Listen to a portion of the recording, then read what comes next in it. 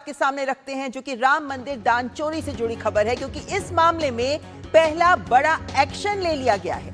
राम जन्मभूमि trust के सदस्य कृष्ण मोहन पर एफआईआर दर्ज की गई है और ये धारा 306, 316 और 317 के तहत ये एफआईआर दर्ज की गई है। तो राम जन्मभूमि ट्रस्ट में हम जानते हैं कि एसआईटी का गठन कर दिया गया था उत्तर प्रदेश सरकार की ओर से, और अब एफआईआर भी दर्ज कर दी गई है। एसआईटी की जांच रिपोर्ट पेश करने के बाद पुलिस ने ये कार्रवाई की है और ये एसआईटी के गठन की भी पहल की गई और उसके बाद अब एफआईआर भी दर्ज की गई है। और एसआईटी ने अपनी जांच रिपोर्ट में जो बिंदु सामने रखे उसके बाद पुलिस ने ये कार्रवाई करते हुए अब एफआईआर दर्ज की गई है। तो राम जन्मभूमि ट्रस्ट के ही सदस्य के अनुरोध पर ये एफआईआर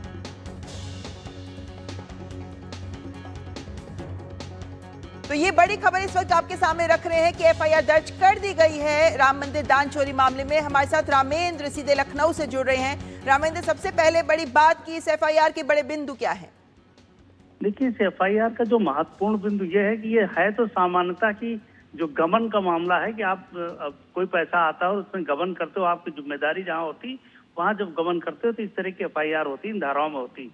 लेकिन बात ये नहीं है, बात यह है कि वो राम मंदिर जी का चढ़ावा था, जो इसमें आस्था जुड़ी थी, जिसमें लोगों का विश्वास जुड़ा था, जिसमें भरोसा जुड़ा था, जो इस भरोसे के साथ राम मंदिर में दान करके आते थे कि इसका सही उपयोग होगा और भगवान राम के चरणों में हम समर्पित कर रहे हैं।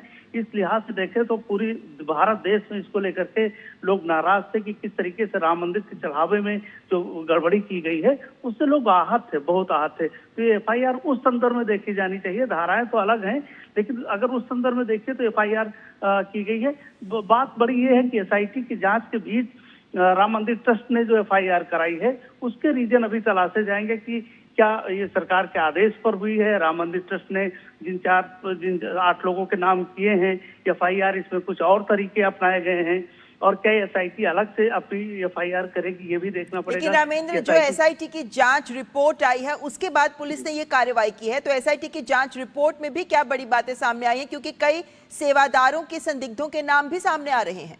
देखिए, राम मंदिर ट्रस्ट के जो एसआईटी ने जांच की उससे पूरी जांच की है कि क्या क्या घटनाएं हुई, कैसे कारित की गई, एचआर एजेंसी क्यों नहीं बनी, अपने लोगों को क्यों रखा गया, किस तरीके से ट्रस्ट के लोगों ने उस पर ध्यान नहीं दिया। तो ये सारे बिंदु अब आगे आएंगे। अभी तो सामान्य एफआईआर है, इसमें धाराएं बढ़ती रहेंगी। इसमें अगर एसआईटी अलग एफआईआर कराएगी तो उसकी अलग से जांच होगी, क्योंकि अभी तक जो राम मंदिर ट्रस्ट ने एफआईआर कराई है उसमें बिंदु आए हैं कि कुछ लोगों के नाम दर्ज किए गए, जैसे टिन्नू यादव, अनुकल्प मिश्रा है, इस तरीके से करीब 8 लोगों के नाम दर्ज किए गए हैं।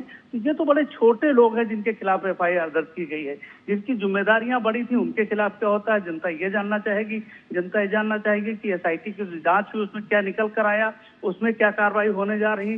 दूसरा, बीएसपी इसको लेकर के बहुत आहत और नाराज भी है कि जिस तरीके से जो घटनाएं घटित हुई वो आस्था को ठेस पहुंची है, राम मंदिर की आस्था को ठेस पहुंची है, उसको लेकर भी बीएसपी नाराज है। तो भाई आगे की घटनाओं पर ममता नजर रखनी होगी कि किस तरीके से आगे की घटनाएं बढ़ती जा रही हैं यहाँ। बिल्कुल ठीक है रामेंद्र, क्योंकि अभी तो एफआईआर दर्ज हुआ है, आगे जांच प्रक्रिया और आगे बढ़ेगी तो कई चीजें, बातें सामने आ सकती हैं। लेकिन चूंकि ये आस्था से जुड़ा मामला है, चूंकि देश भर के लोगों की आस्था इससे प्रभावित हो रही है, क्योंकि सभी लोग चाहते हैं कि उन्होंने आस्था के साथ भगवान राम के चरणों में जो अर्पित किया उसको कौन हासिल करने का प्रयास कर रहा था गलत तरीके से, ये सच सामने आना चाहिए। इन सब के मद्देनजर रामेंद्र, क्या लगता है ये जो पारदर्शिता की बात की जा रही है, जो ऑडिट की भी बात की जा रही है, क्या सरकार या जांच एजेंसियां इस मुद्दे पर हर पहलू को ध्यान में रख के आगे बढ़ रही हैं? बिल्कुल ममता जी, देखिए, पारदर्शिता अगर राम मंदिर ट्रस्ट करता तो इसकी शिकायतें बहुत पहले थी। पहली बार भी जब ऑडिट किया गया था तो उस समय भी इनको शिकायतें दी गई थी कि राम मंदिर ट्रस्ट को जांच करने के बाद बताया गया था कहाँ कहाँ चूक हो रही है। तो राम मंदिर ट्रस्ट पहले भी ये कर सकता था कि एफआईआर करता या जांच कराता, तो वहां वो चूक गए। वहां चूकने का कारण ये हुआ कि उसमें पुलिस एसआईटी जांच हुई, मुख्यमंत्री उसमें इन्वॉल्व हुए। मुख्यमंत्री ने कहा कि दूध का दूध, पानी का पानी हो गया, एसआईटी की जांच की गई। तो एसआईटी से जो जांच करके आई है, जो मुख्यमंत्री को जांच रिपोर्ट सौंपी गई है, उसके बाद अभी बहुत सारी चीजें निकल कर आएंगी।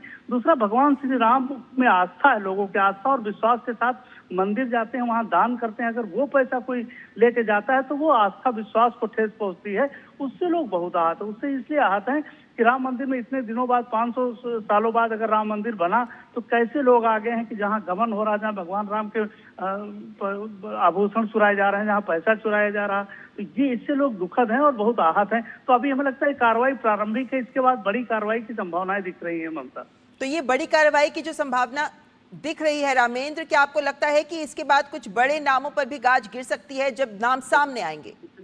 देखिए, एसआईटी जो जांच करके आई है, जो बड़े पुलिस आला अधिकारी और आईएएस गए थे जांच करने, उन्होंने कई बिंदुओं पर सवाल उठाए। एक तो उन्होंने कहा कि राम मंदिर में एचआर एजेंसी होनी चाहिए। अगर सिक्योरिटी के लोग वहां थे तो सिक्योरिटी को कौन देख रहा था? जब जो ट्रस्ट के लोग हैं उन्होंने अलग अलग काम को क्यों नहीं बांटा? एचआर एजेंसी कैसे नहीं बनाई गई कि पूरे काम को मॉनिटर करती? बैंक में जो जाने वाले लोग थे, जो अनुबंधित किए गए थे, वो इन लोगों के रखे हुए थे। जो राम मंदिर में दान का चढ़ावा गिन रहे तो वो भी इन्हीं लोगों के रखे हुए थे। तो उस सब पर एसआईटी ने सवाल उठाया। तो उम्मीद ये की जा रही है कि एसआईटी के आधार पर ही आगे एफआईआर होगी और उस पर कार्रवाई होगी, तो कोई मोहरा बचेगा नहीं। देखिए, मुख्यमंत्री ने जिस तरह कहा है कि कोई चाहे जितना बड़ा हो बचेगा नहीं, तो जाहिर है कि दिल्ली से लेकर लखनऊ तक सारी चीजें तय हैं कि कोई बड़ा चेहरा भी नहीं बचेगा। जो राम मंदिर में चढ़ावा में चोरी में इन्वॉल्व है वो निश्चित रूप से जाएगा और उसके खिलाफ मुकदमा लिखा जाएगा। ममता, चलिए, बहुत बहुत धन्यवाद रामेंद्र, सारी